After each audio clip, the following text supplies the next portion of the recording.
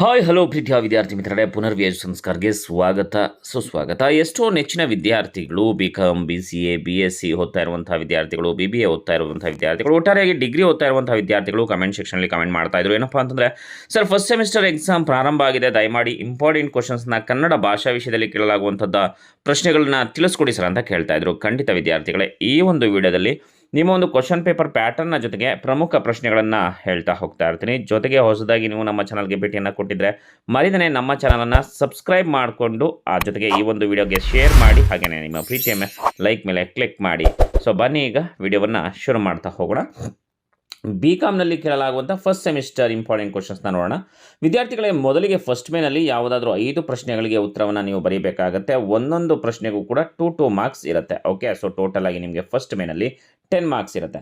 ಮೊದಲನೇ ಪ್ರಶ್ನೆ ನೋಡೋಣ. ನಾವೆಲ್ಲರೂ ಯಾವ ರೀತಿ ಬಾಳಬೇಕೆಂದು ಕವಿ ಆಶಿಸುತ್ತಾರೆ ಅನ್ನುವಂತಹ ಒಂದು ಪ್ರಶ್ನೆಯನ್ನು ಕೇಳ್ತಾರೆ. ಜೊತೆಗೆ ರಾಮ ಯಾರ ಯೂನಿಫಾರ್ಮ್ ಹಾಕಿ ಶಾಲೆಗೆ ಬಂದನು ಅನ್ನುವಂಥದ್ದನ್ನು ಕೂಡ ಕೇಳ್ತಾರೆ. ನಂತರ ಬಡೆ ಸಾಬ್ನನ್ನು ಮುಸಲ್ಮಾನ ಜಾತಿ ಬಾಂಧವರು ಪಂಚಾಯಿತಿಗೆ ಕರೆಸಿದ್ದು ಏಕೆ? ಆಗ ಬಡೆ ಸಾಬ್ ಹೇಳಿದ್ದೇನು ಅನ್ನುವಂತಹ ಪ್ರಶ್ನೆಯನ್ನು ನೋಡ್ಕೊಳ್ಳಿ. ಜೊತೆಗೆ ಮುಕ್ಕಾಲು 3 ಪಾಲು ಕ್ಷೌರಿಕರು ಹೇಗಿರುತ್ತಾರೆ ಎಂಬುದಾಗಿ ಗುಂಡ ಕೊಟ್ಟ ವಿವರಣೆ ಏನು ತಿಳಿಸಿ. ನೆಕ್ಸ್ಟು ಪರುಳೇಕರ್ರವರಿಗೆ ಅವರ ಸಹೋದ್ಯೋಗಿ ನಾಯರ್ ಹೇಳಿದ್ದೇನು. ಅದೇ ರೀತಿಯಾಗಿ ಟೋಟಲ್ ಆಗಿ ನಿಮಗೆ 8 ಕ್ವಶನ್ಸ್ ಕೊಟ್ಟಿರ್ತಾರೆ. ಸೊ ನೀವು 5 ಕ್ವಶನ್ನ ಬರೀಬೇಕಾಗುತ್ತೆ. ಇನ್ನು 6 ಕ್ವಶನ್ ನೋಡೋಣ. ಗಂಡ ಕೂದಲಿನ ಕ್ಷೌರದ ಬಗ್ಗೆ ಕೊಟ್ಟ ವಿವರಣೆ ಏನು. ನೆಕ್ಸ್ಟು 7ನೇ ಪ್ರಶ್ನೆ, ಗೈರು ಹಾಜರಾತಿಯ ಬಗ್ಗೆ ಯೂನಿವರ್ಸಿಟಿಯ ನಿಯಮವು ಏನು ಅನ್ನುವಂಥದ್ದನ್ನು ಕೂಡ ಕೇಳ್ತಾರೆ. ಇನ್ನು ನೆಕ್ಸ್ಟು ಜೆಸ್ಸಿ ಓವೆನ್ಸ್ ಅಭ್ಯಾಸ ಸಮಯದಲ್ಲಿ ಮಾಡುತ್ತಿದ್ದ ಕೆಲಸಗಳಾವುವು. ಇನ್ನು 2ನೇ ಮೇನಲ್ಲಿ ನೋಡೋಣ. ಈ ಕೆಳಗಿನ ಯಾವುದಾದ್ರೂ 4 ಪ್ರಶ್ನೆಗಳಿಗೆ 10 ವಾಕ್ಯಗಳಲ್ಲಿ ಉತ್ತರಿಸಿ. 4 ಪ್ರಶ್ನೆ, ಒಂದೊಂದು ಕ್ವಶನ್ಗೆ 5 ಮಾರ್ಕ್ಸು, ಟೋಟಲ್ ಆಗಿ ನಿಮಗೆ 20 ಮಾರ್ಕ್ಸು. ಮೊದಲನೇ ಪ್ರಶ್ನೆ ನೋಡೋಣ. ತರುಣರು ತಮ್ಮ ಗುರಿ ಮುಟ್ಟಲು ಯಾವ ರೀತಿ ಸಿದ್ಧರಾಗುತ್ತಾರೆ? ನೆಕ್ಸ್ಟು ಪಂಚರಂಗಿ ಗಿಡುಗ ಎಲ್ಲಿಂದ ಹಾರಿತ್ತು? ಅದರ ಆ ಬಣ್ಣವನ್ನು ಭಯಾನಕ ಎಂದು ಕವಿ ಏಕೆ ಹೇಳಿದ್ದಾರೆ? ನೆಕ್ಸ್ಟು ಏರುತಿಹುದು ಆರುತಿಹುದು ನೋಡು ನಮ್ಮ ಬಾವುಟ ಪದ್ಯದ ಸಾರಾಂಶವನ್ನು ಬರೆಯಿರಿ. ಅದೊಂದನ್ನು ನೀವು ನೋಡ್ಕೊಳ್ಳಿ. ಇನ್ನು ಅದೇ ರೀತಿಯಾಗಿ ಹುಸೇನ್ ಸಾಬಿಯ ಪಾತ್ರವನ್ನು ಪರಿಚಯಿಸಿ. ಕಣ್ಮರೆಯಾದ ಕಾಡು ಕಥೆಯ ಸಾರಾಂಶವನ್ನು ಬರೆಯಿರಿ. ಮಣಿಮಂಜರಿ ಹಾಗೂ ಗುಣಶೇಖರನ ಮದುವೆಯ ಸಂಭ್ರಮವನ್ನು ವಿವರಿಸಿ ಅಂತ ಕೇಳ್ತಾರೆ. ಸೊ ಇನ್ನು 3rd ಮೇನಲ್ಲಿ ಈ ಕೆಳಗಿನ ಯಾವುದಾದ್ರೂ 2 ಪ್ರಶ್ನೆಗಳಿಗೆ 2 ಪುಟಗಳಲ್ಲಿ ಉತ್ತರಿಸಿ. ಸೊ ಒಂದೊಂದು ಕ್ವಶನ್ಗೂ ಕೂಡ 10 ಮಾರ್ಕ್ಸ್ ಇರುತ್ತೆ. ಸೊ 2 ಕ್ವಶನ್ಗೆ ಆನ್ಸರ್ ಮಾಡಬೇಕು. ಟೋಟಲ್ ಆಗಿ ನಿಮಗೆ 20 ಮಾರ್ಕ್ಸ್ ಅಂತೂ ಗ್ಯಾರಂಟಿ ಸಿಕ್ಕೇ ಸಿಗುತ್ತೆ. ಮೊದಲನೇ ಪ್ರಶ್ನೆ ನೋಡೋಣ. ರಾಮನು ಕ್ರಾಂತಿಕಾರಿಯಾಗಲು ಕಾರಣಗಳೇನು ವಿವರಿಸಿ. ಪ್ರಶ್ನೆ 2, ಜಾಗತೀಕರಣ ಪರ್ಯಾಯ ಸಾಧ್ಯತೆಗಳ ಬಗ್ಗೆ ವಿವರಿಸಿ. 3ನೇ ಪ್ರಶ್ನೆ, ಬಡೆ ಸಾಬಿನ ಪಾತ್ರವನ್ನು ವಿವರಿಸಿ. 4ನೇ ಪ್ರಶ್ನೆ, ಭಾಷೆಯ ಪ್ರಶ್ನೆಗೆ ಸೈದ್ಧಾಂತಿಕ ಹಿನ್ನೆಲೆ ಬೇಕೇ ಬೇಕು ಏಕೆ ವಿವರಿಸಿ. ಇನ್ನು 4th ಮೇನಲ್ಲೂ ಹಾಗೆಯೇ ಈ ಕೆಳಗಿನ ಯಾವುದಾದ್ರೂ 2 ಪ್ರಶ್ನೆಗಳಿಗೆ 10 ವಾಕ್ಯಗಳಲ್ಲಿ ಉತ್ತರಿಸಿ ಕೇಳ್ತಾರೆ. ಸೊ ಇಲ್ಲೂ ಕೂಡ 2 ಪ್ರಶ್ನೆ, ಒಂದೊಂದು ಕ್ವಶನ್ಗೂ ಕೂಡ 5 ಮಾರ್ಕ್ಸು. ಸೊ ಟೋಟಲ್ ಆಗಿ 10 ಮಾರ್ಕ್ಸು. ಪ್ರಶ್ನೆ 1, ಸಿದ್ಧಲಿಂಗಯ್ಯನವರ ಬಾಲ್ಯ ಹಾಗೂ ಅವರ ಪ್ರಾಥಮಿಕ ಶಿಕ್ಷಣದ ಬಗ್ಗೆ ನೀವು ಬರಿಬೇಕಾಗತ್ತೆ. ಇನ್ನು 2ನೇ ಪ್ರಶ್ನೆ, ನಮ್ಮ ಸಂಸ್ಕೃತಿ ಯುಗ ಕನ್ನಡ ಸಂಸ್ಕೃತಿಯೋ ಅಥವಾ ಕರ್ನಾಟಕ ಸಂಸ್ಕೃತಿಯೋ ಚರ್ಚಿಸಿ ಅನ್ನುವಂಥ ಒಂದು ಪ್ರಶ್ನೆಯನ್ನು ನೋಡ್ಕೊಳ್ಳಿ. ಹಾಗೆಯೇ 3ನೇ ಪ್ರಶ್ನೆ, ಶಿಕ್ಷಣಾಡಳಿತದಲ್ಲಿ ವಿದ್ಯಾರ್ಥಿ ಪಾತ್ರದ ಬಗ್ಗೆ ವಿವರಿಸಿರಿ.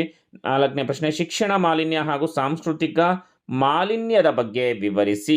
ಅದೇ ರೀತಿಯಾಗಿ ಇನ್ನೂ ಒಂದಷ್ಟು 2 ಮಾರ್ಕ್ಸ್ ಇಂಪಾರ್ಟೆಂಟ್ ಕ್ವಶನ್ಸ್ನ ನೋಡ್ತಾ ಹೋಗೋಣ. ರಾಮನಿಗೆ ಉಚಿತವಾಗಿ ಯೂನಿಫಾರ್ಮ್ ಏಕೆ ಸಿಗಲಿಲ್ಲ? ಹುಸೇನ್ ನಬಿ ತನ್ನ ಹುಂಜವನ್ನು ಸಾಕುತ್ತಿದ್ದ ಬಗೆ ಹೇಗೆ? ಜೊತೆಗೆ ಪ್ರಾಣಿ ಹಿಂಸೆಯ ಬಗ್ಗೆ ಬಸವಣ್ಣರ ನಿಲುವೇನು?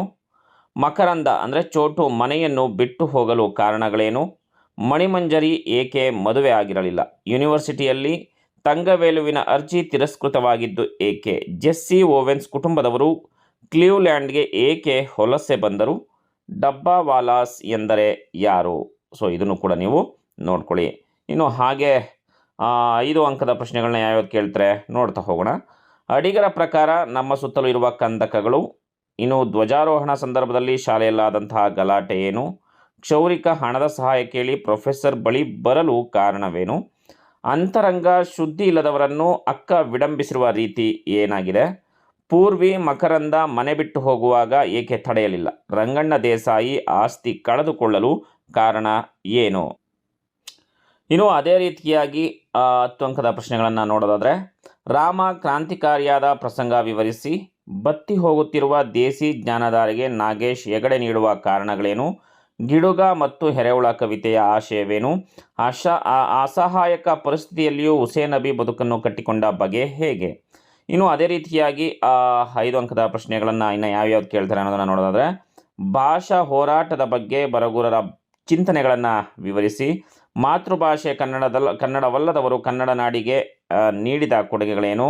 ಜಾಗತೀಕರಣ ಹಿನ್ನೆಲೆಯಲ್ಲಿ ಆ ಹಕ್ಕಿ ಬೇಕಾದರೆ ಕವಿತೆಯ ಆಶಯವೇನು? ತಾಯಿ ವೆಂಕಟಮ್ಮನವರು ಬಾಲ್ಯದಲ್ಲಿ ಸಿದ್ಧಲಿಂಗನವರನ್ನು ಬೆಳೆಸಿದ ಬಗೆ ಹೇಗೆ? ಇದಿಷ್ಟು ಕನ್ನಡದಲ್ಲಿ ಕೇಳಲಾಗುವಂಥ ಇಂಪಾರ್ಟೆಂಟ್ ಕ್ವಶನ್ಸ್ ಆಗಿರುವಂಥದ್ದು. ನಿಮಗೆ ಇನ್ನು ಯಾವ ಒಂದು ಇಂಪಾರ್ಟೆಂಟ್ ಕ್ವಶನ್ಸ್ ಬೇಕು ಅಂದರೆ ಕಮೆಂಟ್ ಸೆಕ್ಷನಲ್ಲಿ ಕಮೆಂಟ್ ಮಾಡಿ. ಸೊ ಎಲ್ಲರಿಗೂ ಕೂಡ ಆಲ್ ದ ಬೆಸ್ಟ್ ವಿದ್ಯಾರ್ಥಿಗಳೇ, ಶುಭವಾಗಲಿ. ನಮಸ್ತೆ.